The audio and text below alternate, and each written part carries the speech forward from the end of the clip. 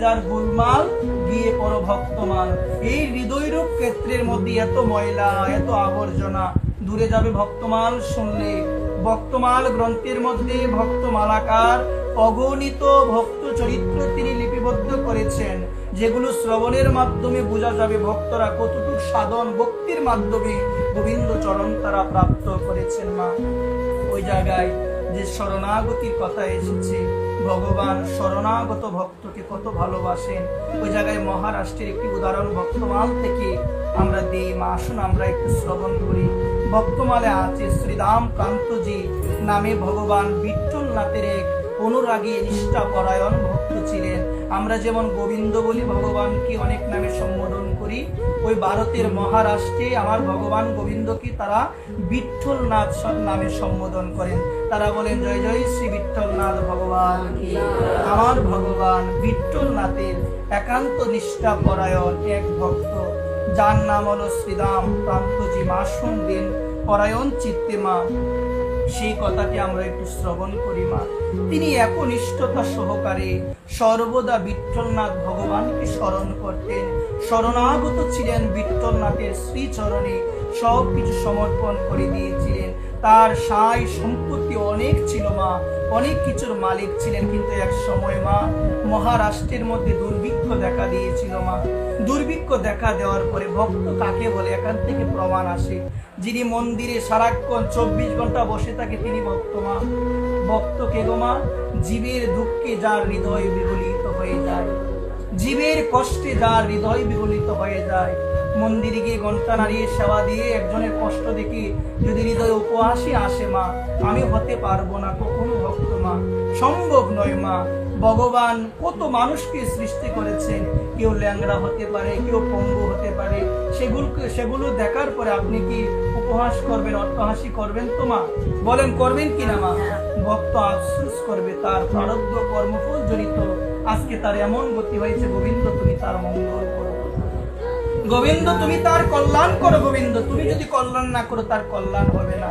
সত্য প্রারব্ধ কর্মফল অনুযায়ী হয়, এই জন্য উপহাস যেন কখনো না করি।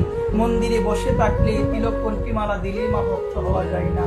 পরের দুঃখে যার হৃদয় বিগলিত হয়ে যায়, এটা সাধুর লক্ষণ। মা এটি সাধুর লক্ষণ। আজকে মা তিনি মন্দিরে একান্ত ভাবে বিঠ্ঠলনাথের প্রার্থনা করেন। যখন মহারাষ্ট্রে দুর্ভিক্ষ দেখা দিল, হৃদয়টা দ্রবীভূত হয়ে গেল। আজকে মানুষের কি কষ্ট, তার যত সম্পত্তি ছিল সমস্ত সম্পত্তি মানুষের সেবায় লাগিয়ে দিল, তারপরও কিছু হচ্ছে না, অনেক দুর্ভিক্ষ হয়েছে। তিনি রাজার রাজকোষ থেকে, রাজাকে না বলে সেখান থেকে সম্পত্তি আদি অনেক কিছু এনে সাহায্য করেছিলেন। তো আমরা জগতে দেখি মা, আপনি যতই ভালো কাজ করবেন শত্রু কিছু আপনার থাকবে, থাকবে কিনা গো মা? ভক্ত হবেন, শত্রু থাকবে, পাঠ করবেন, দেখবেন বিপরীতে মানুষ থাকবে, মা এটি থাকবে। এখন আমি যদি ভাবি যে আমি তো কারো অমঙ্গলের কথা বলি না, ভালোর জন্যই বলি, ভালোর জন্যই বলে, আমি যদি ভাবি কেন বলে, তাহলে কষ্ট আসবে। আর আমি যদি ভাবি যে এই পৃথিবীতে দুইটা জিনিস, যদি দুইটা চিন্তা যদি হৃদয়ে থাকে, পৃথিবীতে সবাইকে আমি খুশি করতে পারবো না, কেউ না কেউ আমার প্রতি অসন্তুষ্ট থাকবে, এবং যে সবাই আমাকে বুঝবে এমন কোনো কথাও না। এই জন্য এই দুইটা জিনিস গাথা হৃদয়ের প্রয়োজন। অনেক সময় বলি না যে আমাকে সে বুঝলো না। মা বলে না অনেক সময় 50 বছর সংসার করার পর অমুকের বাবা এখনো আমাকে বুঝলো না, বলে তো মা এটি অনেকে বলে আমার বউ এখনো আমাকে বুঝলো না। রাধেশ্যাম এগুলো হয় সংসারে, কেউ কাউকে প্রকৃতপক্ষে বুঝে না। আপনি সবাইকে খুশি করতে পারবেন না, আপনি সবাইকে খুশি করতে কখনোই পারবেন না। এই জন্য মা এত ভালো কাজ শ্রীরাম প্রান্তজি করলেন, কিন্তু তারপরে তার ভালো কিছু মানুষের সহ্য হলো। এটা সমাজে আমাদেরও হয়, ভালো কাজ করলেও শত্রু হয়ে যায়, ভালো কথা বললেও শত্রু হয়ে যায়, বিরোধিতা আসবে। মা এটি প্রমাণ, এটি আগে থেকে প্রমাণ ছিল। মা আজকে দেখুন এই জায়গার মধ্যে বিরোধিতা করলো, রাজার কাছে গিয়ে বলে দিলেন, এত ভালো কাজ করলো, রাজার কাছে গিয়ে বলে দিলেন যে আপনাকে না বলে রাজকোষ থেকে সে চুরি করেছে রাজকোষ থেকে। আসলে কি সে কি নিজের জন্য নিয়েছে? সে চিন্তা করলো রাজাকে বলে নাও দিতে পারে। জীবের দুঃখ আমি কি করব এখন? জীবের দুঃখ বিমোচনের জন্য আমার কাছে তেমন কোনো অর্থ নাই, আমার কাছে তেমন কোনো সম্পদ নাই, যা ছিল সবকিছু তাদের সবাই আমি বিলিয়ে দিয়েছি। এখন রাজাকে বলে নাও দিতে পারে, নিয়েছে, রাজার কাছে নালিশ দিল। এদিকে প্রান্তজি বিঠ্ঠলনাথের মন্দিরে গিয়ে বললো, আমার তো অনেক বড় ভুল হয়ে গিয়েছে, প্রভু তুমি আমায় ক্ষমা করো, প্রভু তুমি আমায় ক্ষমা করো, আমি জগতের দুঃখ দেখে হৃদয় বিগলিত হয়ে গিয়েছে প্রভু। এটাই ভক্তের লক্ষণ মা, জগতের কষ্ট, জগতের দুঃখ দেখে যার হৃদয় গলিত হয়ে যায়, বিগলিত হয়ে যায়, যার হৃদয় কাঁদে, সেই তো গোবিন্দের কনিষ্ঠ ভক্ত। সেই গোবিন্দের কনিষ্ঠ ভক্ত প্রার্থনা করছেন। আর ওই দিকে গিয়ে যখন সেই মানুষগুলো তার নামে কি করলো গো মা, তার নামে বললো গিয়ে বিভিন্ন ধরনের কথা, সাজিয়ে সাজিয়ে বানিয়ে বানিয়ে বিভিন্ন কথা বললো, তখন তিনি রুষ্ট হয়ে সৈনিকদের পাঠালেন, যাও গিয়ে শ্রীদাম প্রান্তজিকে ধরে নিয়ে এসো আমার কাছে, আমি তাকে মৃত্যুদণ্ড দিব। এদিকে প্রান্তজি ভগবানের কাছে প্রার্থনা করে বলছে, গোবিন্দ আমার ভুলের জন্য যদি শাস্তি পেতে চাই, তুমি আমাকে শাস্তি দাও, তুমি আমাকে কষ্ট দাও, তুমি আমাকে শাস্তি দাও, প্রভু আমার ভুল হয়েছে। ভক্ত কাকে বলে এই জায়গায় তার প্রমাণ। এদিকে মা তিনি প্রার্থনা করছেন ভগবানের কাছে একান্ত অনুরাগী হয়ে। যখন সৈনিকরা আসলো তাকে ধরে নিয়ে যাওয়ার জন্য, এদিকে তার স্ত্রী এসে বাধা দিল। সতী স্ত্রী কাকে বলে? সতী নারীর একটা তেজ আছে মা, তার দেহের মধ্যে অন্যরকম একটা তেজ। ভগবান বলছেন সতী নারী যে জায়গায় থাকে সেই জায়গায় কোনো অমঙ্গল হতে পারে না, ভগবানের কোনো অমঙ্গল হতে পারে না। যেমন মা শারদা যখন দক্ষিণেশ্বরে যাবেন ছোটবেলায়, তখন এক ডাকাত তাকে ধরে নিয়েছিল, ধরে নেওয়ার পর এক জায়গায় রেখেছিল। সকালবেলায় দেখলো মা শারদার দেহ থেকে অন্যরকম একটা প্রদীপ্ত তেজ চারদিকে আলোকিত হয়ে যাচ্ছে। মায়ের চরণে পড়ে বলল, ওই মা আর ওই মায়ের মধ্যে তো কোনো পার্থক্য নাই। মাকে কুলে করে নিয়ে গিয়ে মাকে দিয়ে আসলো দক্ষিণেশ্বর, মা বলে সম্বোধন করলো, বলছে মা আজ থেকে তুমি আমার মা। সতী নারীর তেজ কাকে বলে? মা শারদার জীবনও দেখতে পারে সতী নারীর তেজ কাকে বলে। এরপর থেকে ওই ডাকাত যখন দক্ষিণেশ্বরে যেতেন, মা নিজে আসন দিয়ে নিজের সন্তান মনে করে তাকে সেবা দিতেন। এখানে বললেন সতী নারীর তেজ কাকে বলে মা। সতী নারীও জগতে এখন খুবই দুর্লভ মা, এখন খুবই দুর্লভ। এই জন্য মা নিবেদন করে বলি, বর্তমান সময় আপনার যদি সতীত্বের তেজ থাকে, আপনার সংসারে কোনোদিন ভগবানও অমঙ্গল করতে পারবে, কখনোই অমঙ্গল হবে না। কি প্রমাণ? আজকে সতীত্বের তেজ, সৈনিক বলো তাকে ধরে নিয়ে যাব, সতীত্বের তেজের কারণে, প্রদীপ্ত তেজের কারণে যেতে পারলো না, দাঁড়িয়ে রইল। যখন প্রার্থনা শেষ হলো তাকে ধরে নিয়ে যাবে, ধরে নিয়ে যাচ্ছে মা। হঠাৎ প্রতিমধ্যে বিঠ্ঠলনাথের আরেকটি মন্দির দেখতে পেয়ে বললেন, আমাকে একটু যেতে দাও, আমি একটু ভগবানের কাছে যাব। এই কথা বলে ভক্ত আজকে ভগবানের কাছে গিয়ে বলল, প্রভু যদি শাস্তি দিতে চাও তুমি দাও, অন্য কারো কাছ থেকে আমি শাস্তি পেতে চাই না। প্রভু বললেন, নিবেদন করলেন, আজকে নিবেদন করলেন। এই জায়গায় একটি প্রমাণ হয়, আমার ভগবান তিনি ভক্তকে অনেক ভালোবাসে মা, যুগে যুগে তার প্রমাণ দিয়েছেন।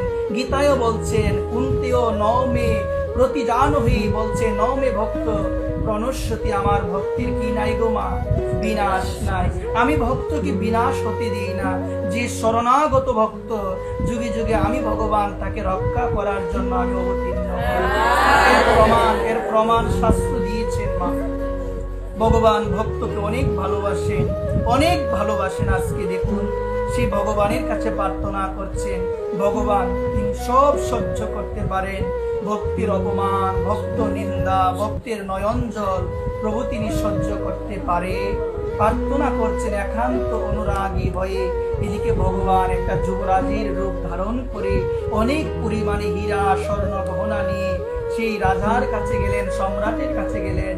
গিয়ে সম্রাটকে ডাকছেন, সম্রাট এসেছেন, প্রণাম জানিয়ে বলছেন, আপনি যে জিনিসের জন্য প্রান্তজিকে ধরে আনার জন্য সৈনিক পাঠিয়েছেন, আমি এনেছি সেই জিনিস খুলে দেখলো যে রাজকোষ থেকে নিয়েছিল তার থেকে প্রচুর পরিমাণে তিনি ফিরিয়ে দিয়েছেন।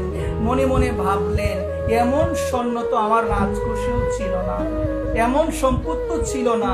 আবার চেহারার দিকে, সেই রাজকুমারের চেহারার দিকে তাকিয়ে দেখে মনে মনে ভাবছেন, এমন রাজকুমারও তো জগতে আমি দেখি নাই। দেখবে কিভাবে গো? এই রাজকুমারই তো হলো আমার সাক্ষাৎ বিঠ্ঠলনাথ ভগবান।